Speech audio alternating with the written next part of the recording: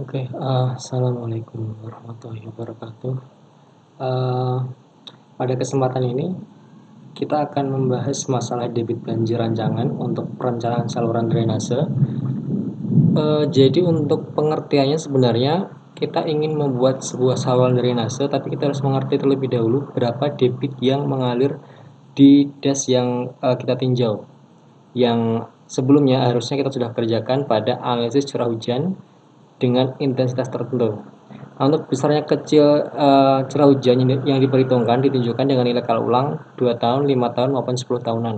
Nah, untuk kapasitas saluran drainase untuk menampung atau mengalirkan debit maksimum tersebut dapat ditentukan berdasarkan urgensi area yang dilindungi. Jadi biasanya untuk perencanaan drainase kita menggunakan kala ulang 10 tahunan.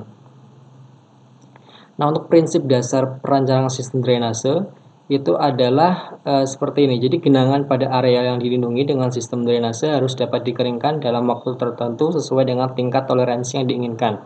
Jadi misalnya kita pasti akan eh, melakukan desain yang berbeda bila kita mendesain suatu drainase di kompleks real estate, lapangan olahraga, jalan tol maupun lahan sawah. Kemudian sumber potensi genangan harus diperhitungkan baik dari daerah tangkapan air setempat maupun aliran daerah area lain melalui saluran di bagian hulu DTA. Kemudian pengaliran untuk pengeringan genangan dapat melalui saluran terbuka atau open channel, gorong-gorong atau pipa. Kemudian tata letak jaringan, dimensi dan slope saluran sistem drainase diupayakan agar aliran dapat terjadi dengan lancar secara gravitasi. Jadi seperti ini bentuk drainase yang akan didesain. Bentuknya seperti itu. Ini merupakan contoh dari saluran drainase lingkungan kampus. Ini merupakan sistem drainase kanal wilayah perkotaan. Dapat dilihat perbandingan debit yang mengalir di drainase ini, baik dimensi drainase, jumlah atau volume aliran. Ini berdasarkan dari analisis curah hujan yang telah kita hitung sebelumnya. Nah, kemudian untuk metode hitungan debit maksimum saluran drainase, jadi berapa sih debit yang harus masuk ke saluran drainase? Jadi pendekatan umumnya dapat menentukan hujan efektif dan losses, di mana hujan efektif dialih ragamkan menjadi surface runoff. Kemudian hujan efektif tergantung dari kondisi tutup lahan, dapat berupa lahan homogen atau campuran. Kemudian rasio antara hujan efektif terhadap hujan total disebut sebagai koefisien limpasan permukaan atau runoff coefficient.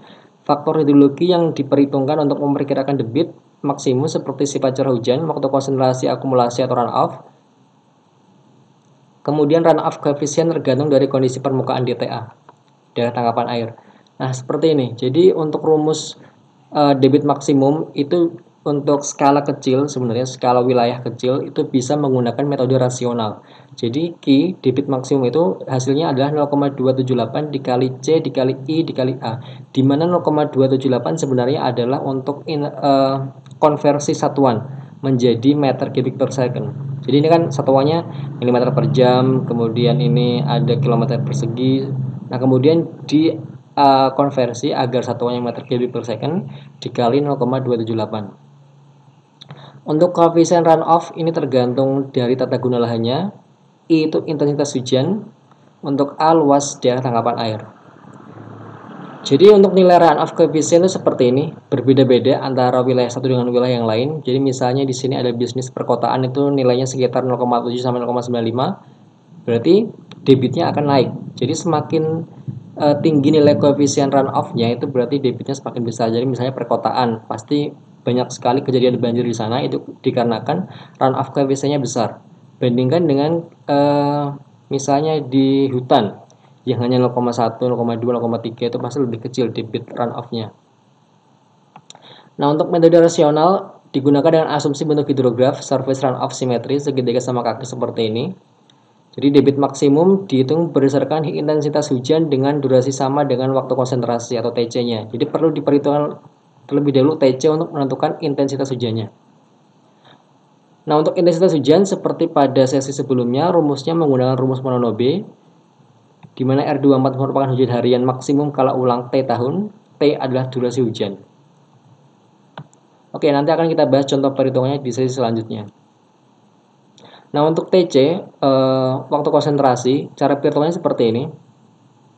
Jadi 0,0195 dikali panjang lereng, kemudian dikali kemiringan lereng dengan nilai pangkat masing-masing. Untuk tahapannya seperti ini, jadi kita harus menghitung terlebih dahulu hujan harian maksimum pada kala ulang T tahun dengan analisis frekuensi pada sesi sebelumnya, kemudian kita menghitung TC, kemudian kita menghitung intensitas hujan. Jadi ini adalah grafik intensitas hujan yang telah kita hitung. Nah, kemudian kita mencari berapa TC-nya. Jadi misalnya TC ini hasilnya 60 menit. Maka kita cek 60 menit di sini 60 menit. Kemudian kita ingin mendesain saluran drainase pada kala ulang 10 tahun. Berarti titik-titik ini. Kita tarik garis ke atas. Berarti intensitas hujannya sekitar 50 atau 70-an mm per jam. Yang itu akan menjadi perhitungan debitnya. Jadi misalnya seperti ini.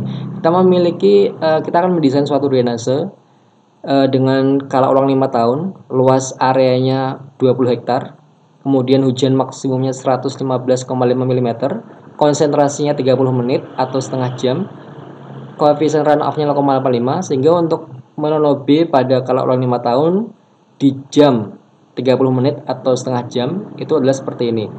Hasilnya 64 mm per jam. Tinggal dikalikan. Q sama dengan CIA. C ini 0,85, I-nya 64, A-nya adalah 20 hektar. Ini adalah konversi satuan seperti rumus ini 0,278 sebenarnya hasilnya akan sama, sehingga hasilnya debitnya adalah 3,022 meter kubik per second. Seperti itu. Jadi kita akan mendesain drainase dimensinya berapa dengan debit 3,022 meter kubik per second. Oke, kita mendapatkan debit banjir untuk perencanaan drainase, di mana nanti analisis hidrolikanya akan kita bahas pada sesi selanjutnya. Oke, demikian, kurang lebihnya mohon maaf. Wassalamualaikum warahmatullahi wabarakatuh.